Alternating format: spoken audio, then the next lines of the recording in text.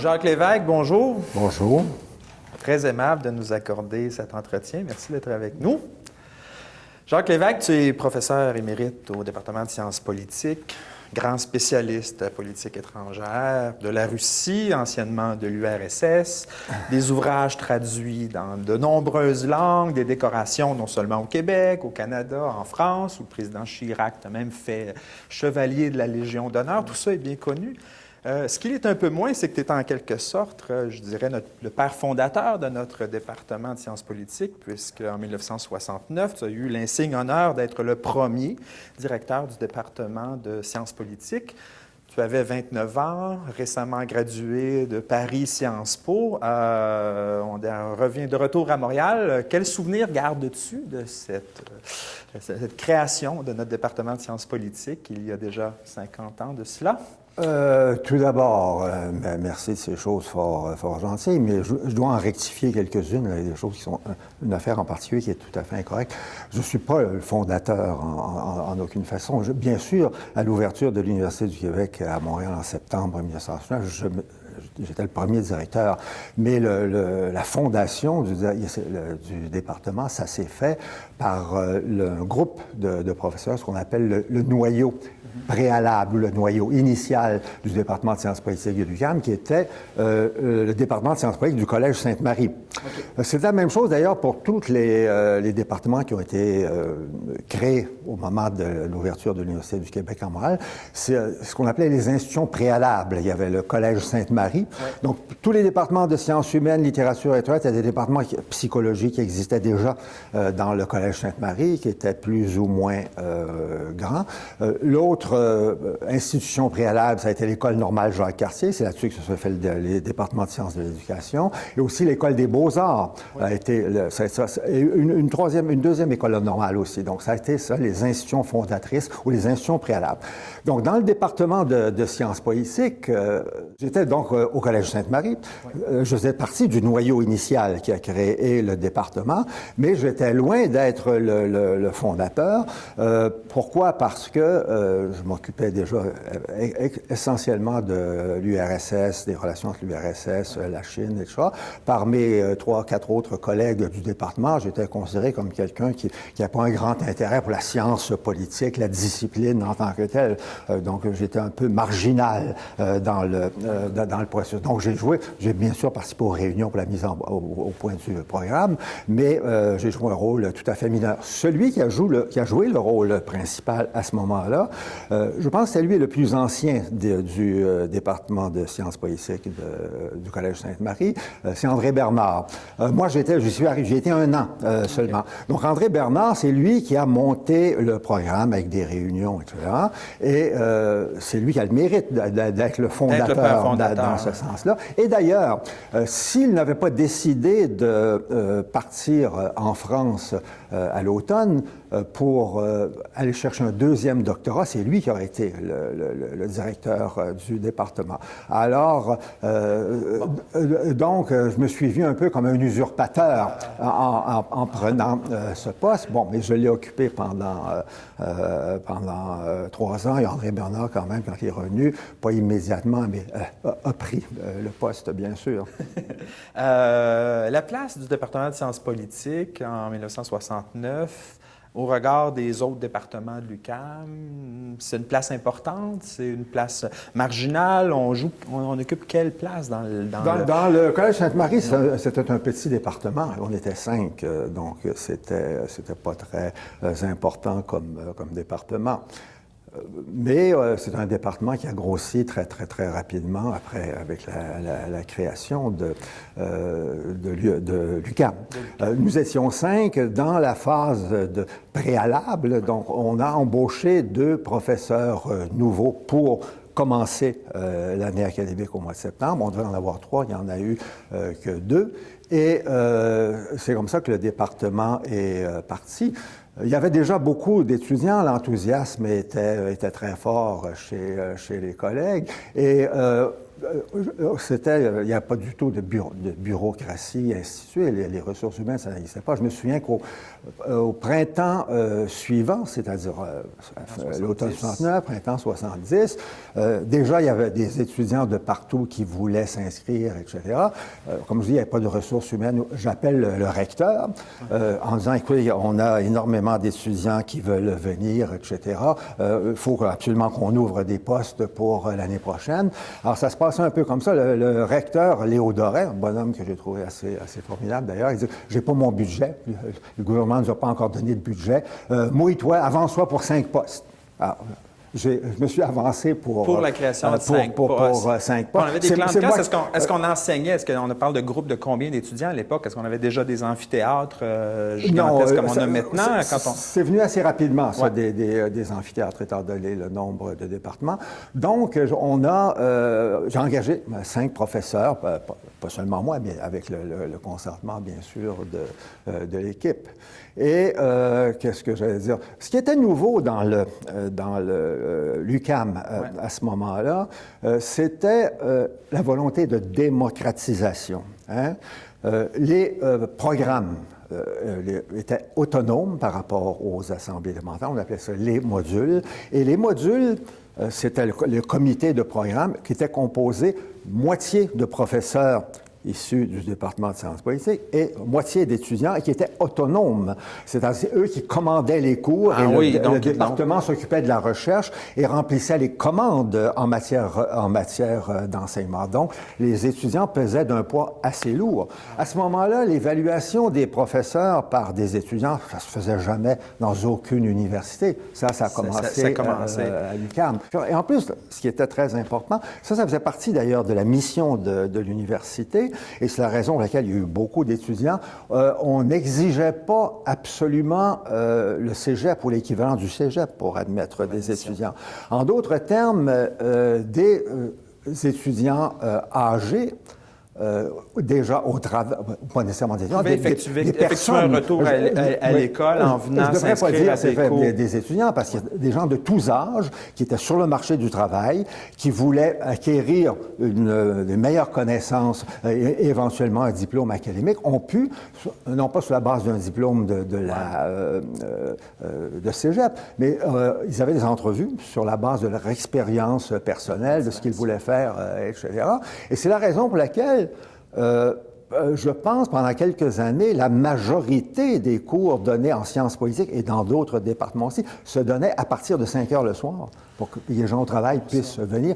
Donc, beaucoup de cours se donnaient de 5 à 8 et de 8 à 11. Et la démocratisation était telle que, pour préciser ce que je disais au départ, le rôle que j'avais, ça ne s'appelait pas directeur du département, ça s'appelait responsable du département pour 1 an seulement, pour des raisons démocratiques, parce qu'on allait accueillir de nouveaux professeurs. Il ne fallait pas qu'il y ait un directeur du département incrusté là que d'autres n'auraient pas choisi. Alors, ça s'appelait, c'est un mandat d'1 an seulement qui s'appelait responsable du département. Et c'est avec les professeurs nouvellement arrivés que là, on a élu un directeur avec le titre en bonne et due forme pour un mandat de 2 ans.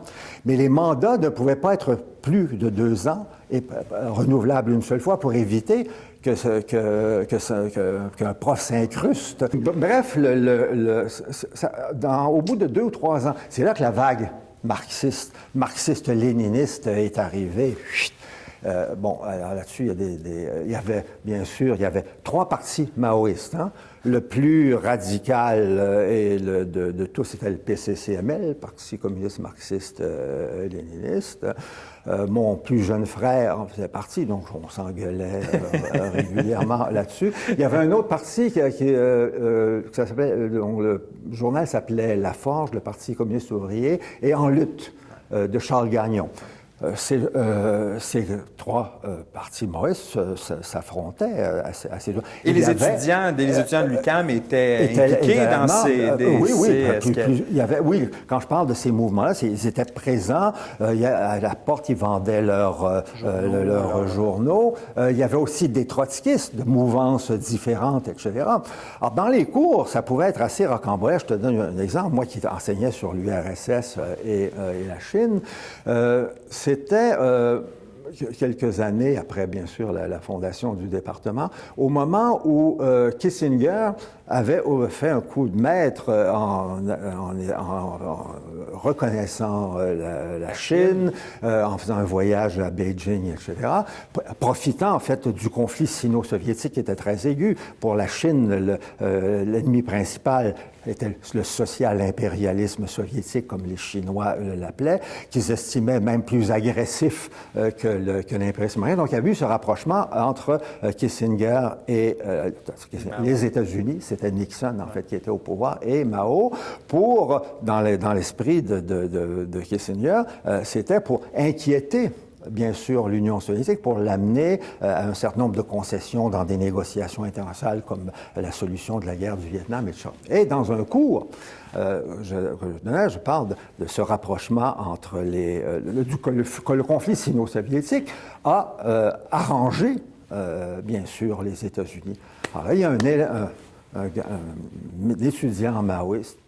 Comment tu dis, on tutoyait les professeurs à l'époque, hein, et c'était pas considéré comme agressif, c'était considéré comme une manifestation de la démocratie, puis de la déhiérarchisation des rapports. Égalitaire. En d'autres termes, les deux tiers, même ceux qui étaient les plus sympathiques, il n'y avait aucun élément d'hostilité vis-à-vis des professeurs quand on les tutoyait. Même la majorité des étudiants fait ça. Donc, l'étudiant en question se lève et me dit tu trouves que le conflit sino-soviétique avantage les Américains? Tu es un impérialiste américain, tu es un agent de l'impérialisme américain. Bon, c'est le jour ça donne une idée de l'ambiance. C'était des choses qu'on se fait dire. Bon, la semaine suivante, le même étudiant revient et me dit j'ai dit la dernière fois que tu étais un agent de l'impérialisme américain, je retire mes paroles. Mon Dieu. Il dit non, tu n'es pas un agent de l'impérialisme américain, tes maîtres sont à Moscou, me dit-il. Ah bon? C'était une escalade. Moi, au début, je pensais que c'était une désescalade. Et comme le social-impérialisme américain, c'était plus dangereux encore que les États-Unis. Alors, voilà. Comme ça arrivait régulièrement dans des cours. Et non, ce n'est pas souvent le professeur qui était attaqué ou mis en cause là-dedans. Ce qui était le plus embarrassant, gênant parfois, c'est les altercations qu'il y avait dans la classe, dans ma classe notamment sur ces sujets-là. La gestion de classe, c'était compliqué quand on avait... Alors là, un trotskiste dirigeant dénonçait un camarade, il l'appelait pas camarade, surtout pas camarade, les maoïstes, où il y en avait 2 ou 3 tendances, etc. Et là, le dénonçant, etc. Et là, un des maoïstes se levant en disant aux trotskistes, le peuple aura ta peau. Et ça pourrait venir plus vite que tu penses. Allez. Là, évidemment, c'est de la violence verbale. Il n'y a jamais eu de véritable violence physique. Heureusement, d'ailleurs. Ton implication dans le département n'a certainement pas affecté tes activités de recherche. On le sait, tu es parti plusieurs reprises à l'étranger, aux États-Unis. Tu as collaboré avec Brzezinski. Tu as eu la bourse Killiam. Tu as été à Columbia, à Harvard. Tu as ouvert les portes pour beaucoup d'intellectuels québécois dans ta capacité de te réseauter avec ce qui se faisait de meilleur comme analyse de politique étrangère dans les années 70. Question sur un ton un peu plus personnel. Quelle est ta recette qui t'a permis de faire ce que fait l'envie de beaucoup de collègues? Tu as eu un rayonnement international qui était incroyable pour ces années-là au Québec. Bien, il y a eu un coup de chance là-dedans. Il y a toujours des coups de chance. Il y a toujours des coups de chance, mais... Le coup de chance, c'est... j'ai eu Pierre Asner comme directeur de thèse de doctorat à Paris, qui était un éminent professeur de relations internationales, plus connu aux États-Unis qu'en France. Il était très connu en France aussi, bien sûr, mais aux États-Unis, il était extrêmement apprécié. Et il connaissait Zbigniew Brzezinski, qui est devenu plus tard, comme tu sais, le président du Conseil de sécurité sous l'administration Carter, qui à l'époque dirigeait à Columbia un institut qui s'appelle le Research Institute on Communist Affairs. Et Pierre Hassner, mon directeur de thèse, qui connaissait Brzezinski personnellement, et Brzezinski le respectait beaucoup, donc ça m'a aidé que Pierre Hassner me recommande. Et Brzezinski m'a donné, pour finir ma thèse de doctorat, j'ai fini ma thèse de doctorat à Columbia pendant 1 an, avec ce qu'on appelait un Junior Fellowship. Junior Fellowship, c'est ceux qui avaient encore le doctorat, que m'a donné Brzezinski pour finir ma thèse là-bas. Donc, ça aide beaucoup. En plus, la thèse qui a été publiée en français auprès de l'Université de Montréal a été prise dans la publicité des réalisations du Research Institute on Communist Affairs. Mon livre figurait là-dedans avec tous les livres qui ont été publiés par des collègues américains. Ça donne une chance. Donc, moi, je n'ai pas voulu m'incruster pendant trop longtemps comme directeur du département. J'ai fait un premier mandat comme responsable, deuxièmement. Et après, la 3e année, j'ai fait une demande pour aller au Russian Research Center de Harvard. Et là encore, une recommandation de Brzezinski pour aller qui aimait il avait vu ma thèse de doctorat. Bon, ça aide beaucoup, hein? C'est un peu... Va pour les États-Unis, on est au milieu des années 70, tu fais ce que pas d'universitaires québécois ont fait encore, tu fais un stage de recherche à Moscou, en pleine guerre froide, déménagement avec ta conjointe, tes enfants. C'est quoi l'histoire de ton séjour de recherche d'abord? Puis je pense que pour les gens qui écouteront cet entretien, comment c'est possible de tisser des relations avec les universitaires soviétiques dans les années 70? Il faudrait quand même que tu nous racontes un peu. Oui, le contexte, c'est le suivant. C'est que le gouvernement du Canada a accepté qu'un groupe aille négocier un accord, c'est le gouvernement de Trudeau, oui, certainement encore à l'époque, je pense bien, a décidé d'ouvrir des négociations avec l'URSS pour des échanges académiques, d'accord, entre l'URSS et le Canada. Comme je travaillais sur l'URSS, j'ai fait partie de la délégation qui est allée à Moscou avec d'autres pour négocier l'accord, etc. Et l'accord prévoit que le Canada recevrait, je ne sais pas, une douzaine de savants soviétiques ici pendant 1 an. Et dans les disciplines qu'ils choisiraient pour venir dans des départements. Et bien sûr, les Soviétiques, à l'époque, n'envoyaient pas des gens en sciences sociales ou en sciences économiques, mais dans les sciences pures. Et l'accord faisait en sorte que le Canada logeait, donnait une subvention comment dire, pour vivre pour leur année. La réciproque était, du côté soviétique, moi j'ai demandé il y avait un comité de sélection qui avait été fait après, a demandé pour aller à Moscou 1 an, et j'ai obtenu la nomination pour, je pense que c'est dans le premier contingent d'étudiants canadiens qui est allé à Moscou. Le Canadien, le premier matin, qui débarque dans un établissement universitaire de renom à Moscou. Comment ça se passe? C'était pas la première fois que... Non, c'était pas la première fois que j'allais à Moscou. J'étais allé bien sûr, avant de commencer ma thèse. Fait des voyages, mais dans un contexte formel. Alors, on est à Moscou en 1975. Occasion extraordinaire de rencontrer d'autres spécialistes de politique étrangère. On fait des rencontres qui sont déterminantes. D'une part, ça a été très, très facile. Comme c'est un échange officiel entre le gouvernement du Canada et le gouvernement de l'URSS. Je suis arrivé à Moscou, avec ma famille, on nous a donné un appartement dans un immeuble qui appartenait à l'Académie des sciences, donc tout à fait confortable compte tenu des conditions de l'époque. On m'a rattaché à l'Institut d'Arbatov, qui était le grand conseiller non seulement de Brejnev à l'époque, mais par la suite de Gorbatchev lui-même, le grand expert des États-Unis. Et ça s'appelait l'Institut des États-Unis et du Canada. Il y avait une section canadienne. Donc, mon rattachement académique s'est fait à cet institut. Et à partir de là, les collègues de l'Institut des États-Unis organisaient pour moi des contacts avec des chercheurs de l'IMEMO, de l'Institut d'économie mondiale et des relations internationales, pour des rencontres, etc. Donc, ça a été un séjour extrêmement intéressant. En plus, j'avais ma famille avec moi. Mes deux petites filles qui avaient 5 ans et 6 ans allaient dans ce qu'on appelle le ski-sad, qui est au jardin d'enfants russe. Donc, elles s'ennuyaient d'ailleurs au début, la première mois, parce que ça a été long à ce qu'on les inscrive là-dedans. Donc, quand elles se sont inscrites là-dedans, elles étaient très, très contentes. Elles ont appris facilement le russe. Les enfants n'ont pas d'inhibition. Au bout de 7-8 mois, elles parlaient russe nettement mieux que moi. Et à ma grande surprise, des fois à la maison, entre elles jouaient, elles se parlaient en russe. Bon, ça a été une expérience extrêmement intéressante. J'écrivais à cette époque l'URSS et la révolution cubaine.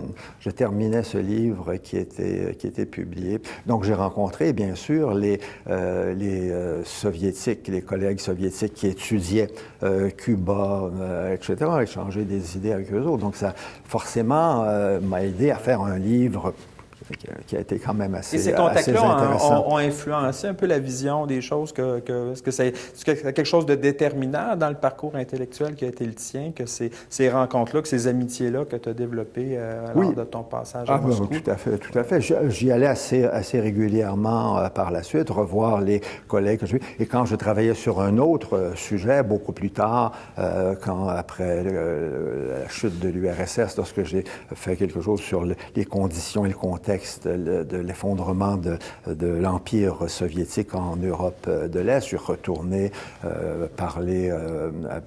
c'est dans ce contexte-là que j'ai rencontré Gorbatchev, que j'ai pu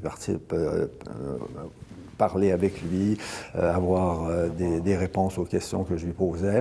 Et ensuite, dans tout le reste de l'Europe de l'Est, comme c'était l'URSS et l'effondrement de l'Empire soviétique en Europe de l'Est, j'ai eu l'occasion de parler au général Jaruzelski, qui a fait le cours des Templiers, avec aussi Károly Gross, qui avait été chef du Parti communiste, du Parti hongrois, à peu près tous les dirigeants qui ont vécu l'effondrement de l'Empire soviétique en Europe de l'Est. Donc, ce que j'avais fait auparavant avec l'URSS m'a beaucoup aidé à organiser cette période-là, et je m'en souviens puisque j'avais l'âge de m'intéresser à l'actualité à l'époque, tu étais aux nouvelles à toutes les semaines, nous expliquer cette formidable succession d'événements qui se déroulaient avec la chute du mur de Berlin, avec les transformations radicales de la politique étrangère de Gorbatchev. Ma décision de venir à l'UQAM était directement liée à ton rôle médiatique, parce que c'était comme ça que pour le grand public, on te connaissait. Je suis content que ça ait eu un résultat comme ça. C'est important pour toi, ce rôle-là que tu jouais dans les médias, d'être l'interlocuteur qui vient expliquer à la population? Est-ce que ça s'inscrivait même dans la même mission? Oui, absolument. D'information, de nuancer tous les par rapport à tous les clichés qui pouvaient circuler. J'essayais de donner une position plus modérée, basée sur les faits, sur ma connaissance des choses et comment je voyais l'évolution, les perspectives d'avenir, etc. Tu as été aussi appelé dans cette période-là à agir comme expert conseil, notamment à l'époque de Joe Clark. La relation entre les universitaires et les politiciens, tu l'as vécu un peu de l'intérieur. As-tu certaines réflexions, certaines observations de ton expérience d'agir? Ça a été assez minimal en ce qui me concerne. C'est Joe Clark qui une personne assez intéressante. C'est-à-dire qu'à la veille de voyages qu'il faisait en URSS ou ailleurs en Europe de l'Est, il réunissait 2 ou 3 chercheurs pour avoir un briefing. Et il prenait ça très sérieusement, c'est-à-dire que ça commençait à 9 heures le matin et ça finissait à 5 heures le soir. Il n'acceptait pas qu'on lui apporte des messages, etc. Donc, il écoutait avec une attention qui m'a beaucoup impressionné, posait des questions, etc. Donc, j'ai pas fait ça avec d'autres. Tu n'as pas fait ça avec d'autres. Qu'est-ce que tu avais en tête? Est-ce que l'idée du rayonnement de l'UQAM, la capacité d'aller chercher des subventions auprès du ministère de la Défense, est-ce que c'est important pour les universitaires d'entrer dans un dialogue avec le politique dans l'espoir de mieux financer nos travaux de recherche? Non, c'était pas dans cette optique-là. Dans cette optique-là. D'ailleurs, j'étais la première fois où j'ai fait une rencontre comme ça, de briefing, comme on dit, avec Joe Clark. J'étais venu de Berkeley, où je me trouvais à ce moment-là. J'ai parlé aussi à quelques reprises avec André Ouellette, qui était un ami d'enfance quand il a été ministre des Affaires étrangères, mais à titre personnel comme ça, c'est pas une consultation où on me faisait venir à Ottawa pour parler avec d'autres diplomates et tout ça. Ça a été plutôt quand même impressionnant. Tu as été professeur invité à l'Université de Californie à Berkeley. On est à la fin des années 80. Je dirais que c'est peut-être le summum, le pic, si on peut me passer l'expression, de ta carrière académique, dans le sens où 2 ans après, ton principal objet de recherche, l'URSS, s'effondre, se démantèle. La Russie devient un acteur de second plan dans l'arène internationale. Comment ça affecte ton parcours professionnel que la disparition de ton objet d'étude, bien sûr, qui se mutait maintenant, on avait la nouvelle Russie de Boris Yeltsin, mais le rôle, l'impact de cet État-là dans le système international venait de dégringoler radicalement. Quel effet ça et moi, j'ai gardé une admiration considérable pour Gorbatchev, quelqu'un qui, ce qui m'a toujours frappé dès le début quand j'ai commencé à écrire là-dessus sur l'avènement de Gorbatchev et la fin de l'URSS, un pouvoir extrêmement répressif, armé jusqu'aux dents, qui laisse s'émanciper tout ce qui est l'Empire soviétique en Europe de l'Est, non seulement sans utiliser la force, mais même sans menacer et faire des pressions pour retenir les choses. Parce que Gorbatchev croyait qu'il y avait une symbiose nécessaire entre le socialisme et la démocratie, et que la démocratisation ne pouvait que renforcer le socialisme, bien sûr. C'est différent de celui qui avait été celui de Staline et de Brejnev. Mais qui était proche de l'idée de Berlinguer en Italie.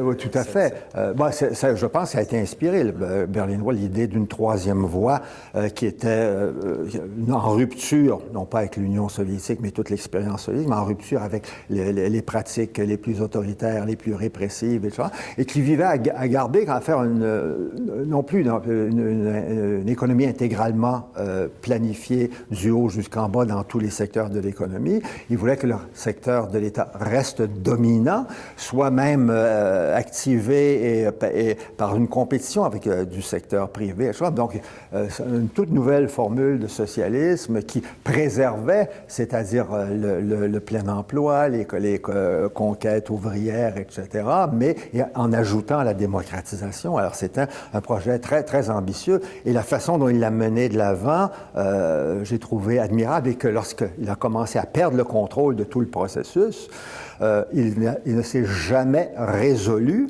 à utiliser la force, et c'est grâce à lui que l'URSS, armée jusqu'aux dents comme ça, avec une telle tradition de violence, s'est effondrée dans des conditions pacifique, il n'y a eu à peu près pas de morts. Les morts sont venus après avec la guerre.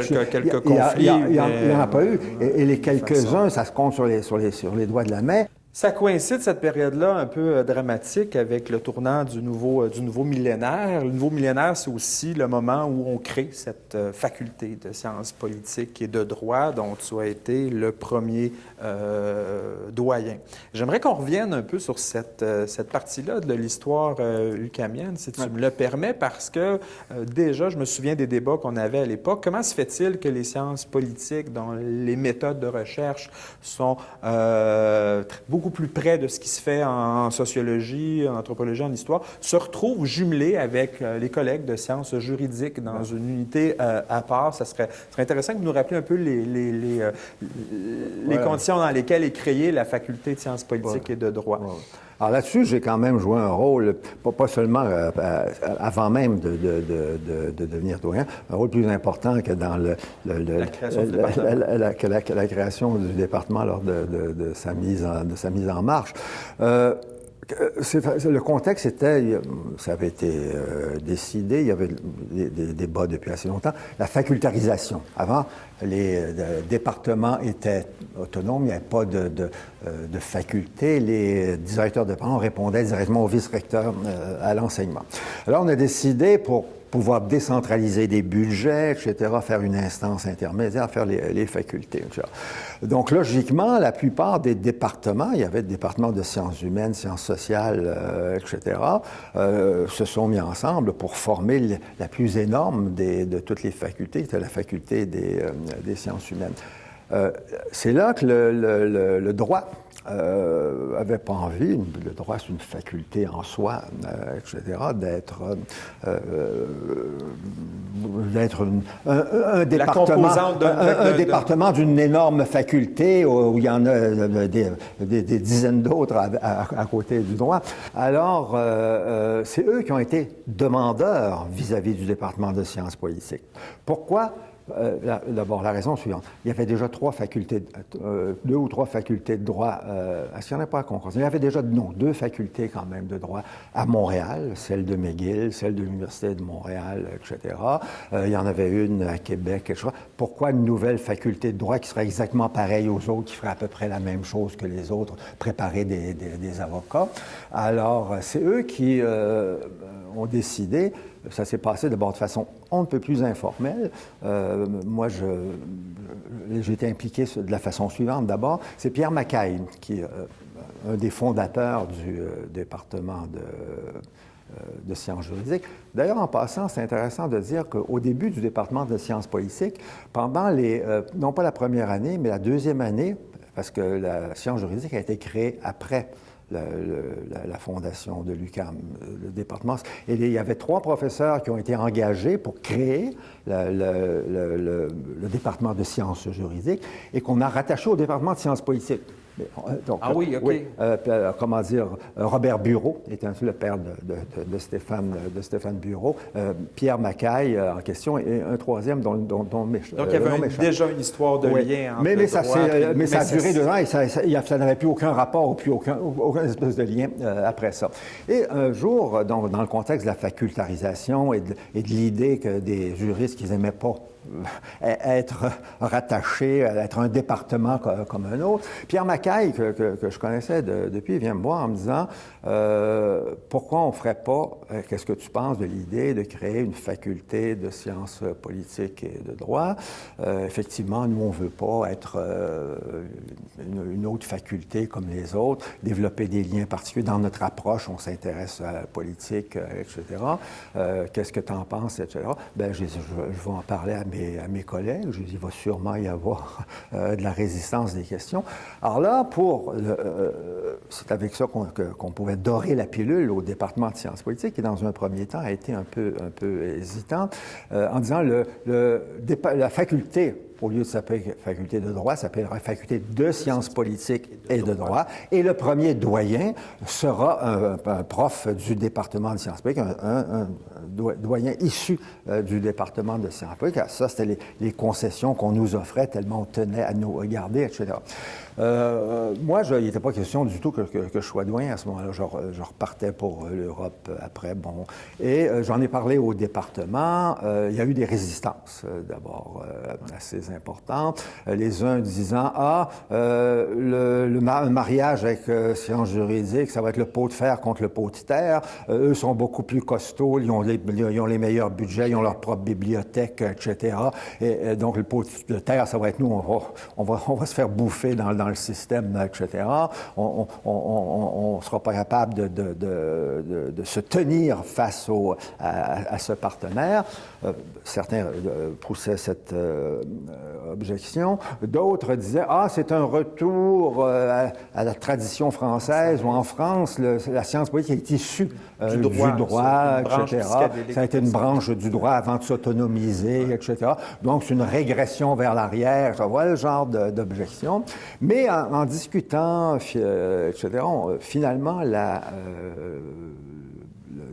après consultation, il y a eu des opposants, mais il y a eu des votes forcément à l'Assemblée départementale qui ont été relativement serrés, mais quand même, ça a passé pour la création de la faculté. Et tu as accepté? Oui, ça a été accepté par le département de sciences politiques et donc sciences juridiques, c'est eux qui le voulaient, donc ça s'est fait rapidement et c'est comme ça que la faculté s'est faite. Et ils voulaient un doyen, voilà, il fallait un doyen pour cette faculté. Alors, en fait, le doyen qu'ils voulaient, c'était pas moi au départ. Ben, moi, je n'avais aucun intérêt pour ça. Je repartais en Europe. J'ai rarement resté plus que 3 ans à l'UQAM sans me mettre en congé, sans solde pour aller ailleurs, aux États-Unis, en Russie ou où que ce soit. Mais bref, il n'était pas question, dans mon esprit à moi, puis vraiment dans leur aussi, que ce soit... Ils ont offert le poste à Claude Corbeau, qui avait été recteur 2 fois dans l'université, qui était revenu au département de sciences politiques et qui, lui, a refusé. Alors là, ils se sont cassés la tête. C'est là que Thierry Hench et Jacques Desmarais, qui étaient les 2 directeurs des Laurentides, sont venus me voir en me disant « accepte donc », etc. Et j'ai beaucoup hésité. Parce que là, je me lance là-dedans, j'avais... Quel âge que j'avais à ce moment-là? J'avais 59 ans. Alors là, j'ai accepté ça. C'est peut-être la fin de ma carrière comme chercheur, etc. J'ai beaucoup hésité. Probablement que si j'avais été plus jeune, j'aurais jamais accepté. Bon. Mais là, c'était tellement déprimant de travailler sur la Russie en 2000, quand plus personne ne s'intéressait à la politique étrangère. Ça a-tu joué dans la décision d'accepter un mandat plus lourd? Non, pas du tout. J'avais déjà commencé, moi. Oui, j'en suis le pur produit de cette affaire-là. T'es qu'un chapitre du livre. Plus qu'un chapitre. Plus qu'un chapitre. C'est moi plutôt qui ai écrit 2 chapitres et toi la majorité des chapitres, comme je l'ai heureusement dit dans le livre. Bref, j'étais très hésitant, parce que c'était un mandat de 5 ans, là. Hein?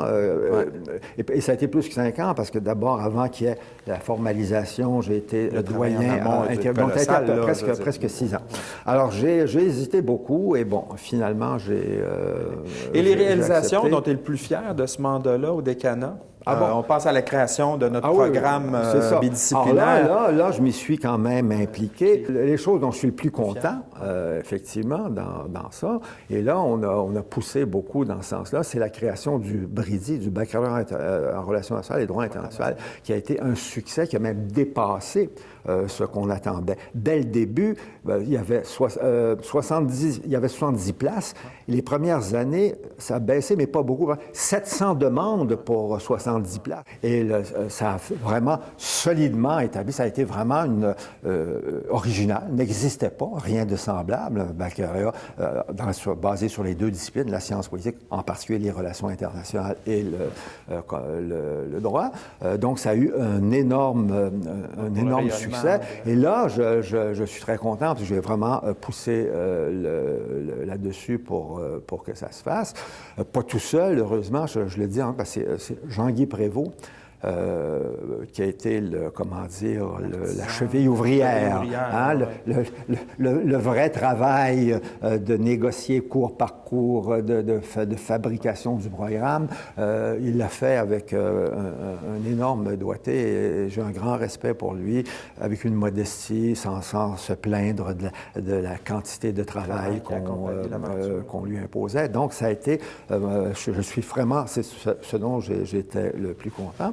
Et l'autre affaire aussi, où là, c'est moi qui ai poussé à bout de bras là-dessus, c'est la création de l'Institut d'études internationales. Qui a fêté son 15e. Exactement. Où là, il y avait à Montréal aucun Institut d'études internationales. Il y avait Centre québécois d'études internationales à l'Université Laval. Il y en avait à Toronto, partout. Il y avait des instituts internationaux. Mais Montréal, ex-capitale du Canada, maintenant, quand même, capitale de facto du Québec, qui n'a rien en relation. Donc, il ne faudrait pas une grande imagination là, pour penser à la nécessité de ça, mais encore fallait-il rassembler les gens. La chaire Raoul Dandurand existait déjà, le Centre d'études internationales sur la mondialisation existait. Donc, regrouper de ces instituts, il y en avait quelques autres pour créer l'Institut d'études internationales. Et dans mon esprit, à moi, ça devait combiner l'enseignement et la recherche. En d'autres termes, le programme du Brady devait être rattaché à l'Institut, qui était la partie professorale, chercheur, etc., pour faire le lien entre la recherche et l'enseignement, que les étudiants au Brady soient en contact direct avec des projets de recherche, etc. Donc, dans ce sens-là que j'ai poussé l'idée que non seulement l'Institut d'études internationales devait être centre qui regroupe les groupes de recherche, mais qui en même temps soit en interaction. Et d'ailleurs, ça existe encore dans les règles. Le Brady fait partie de l'Institut d'études internationales, même si la gestion de cette concertation se fait au niveau de la faculté. Alors ça, je pense que c'était une réalisation importante. Le temps file, malheureusement. On pourrait poursuivre longtemps, mais je ne peux pas m'empêcher de poser une dernière question. Un retour sur l'objet de ta préoccupation intellectuelle majeure, la politique étrangère de la Russie, dans le cadre d'un cycle de conférences qui va être organisé pour le 50e, qui est déjà débuté d'ailleurs pour le 50e anniversaire de notre département. Tu vas faire une conférence en avril prochain. Partager tes réflexions, tes observations sur le rôle, la place de la Russie dans le système international, sans vouloir voler les lignes du punch de ta conférence. Peut-être, pour terminer, nous parler de ce qui te semble aujourd'hui être les grandes questions de recherche qu'un chercheur s'intéressant à la Russie doit se poser. En quelques lignes, c'est un défi qui est peut-être pas facile. Le titre de la conférence dit un peu tout.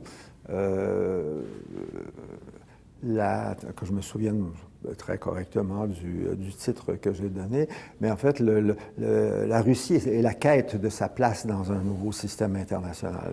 En d'autres termes, c'est qu'est-ce qui fait que au moment de l'effondrement de l'URSS, tu as un passage rapide au capitalisme, etc., où la Russie de Yeltsin ne demande qu'à s'intégrer au monde occidental, etc., et où le ministre des Affaires étrangères de l'époque, Kozyriev, disait que le plus grand danger en Russie actuellement, c'est une montée du nationalisme russe, étant donné les traditions de la Russie, etc., refusant tout diktat à l'égard des anciennes républiques soviétiques. S'il y a des problèmes sur les violations, il y en avait drôlement, sur les droits des Lituaniens, des Russes lituaniens ou d'Estoniens, etc.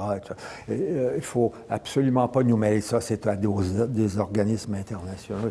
Comment passer d'une volonté d'intégration tous azimuts dans le monde occidental à là où on en est, c'est ça le grand paradoxe. Et dans le cheminement, la thèse que je défends depuis toujours, c'est que c'est la question de l'élargissement de l'OTAN qui est il y a plusieurs autres causes, mais qui est le principal facteur constant de la dégradation des rapports avec la Russie, et comment on en est venu comme ça à un état comparable à la guerre froide. C'est abusif.